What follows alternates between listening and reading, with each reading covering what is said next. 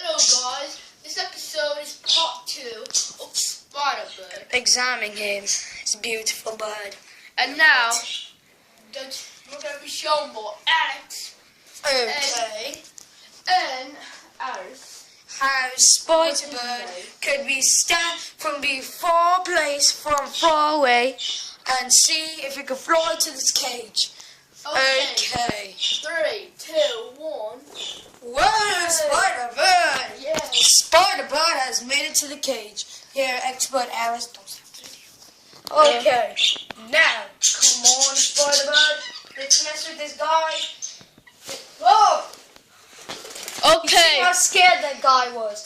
And in the next episode, I hope you guys really like it, because we're going to see how dangerous Spider-Bird is. But before, bye-bye.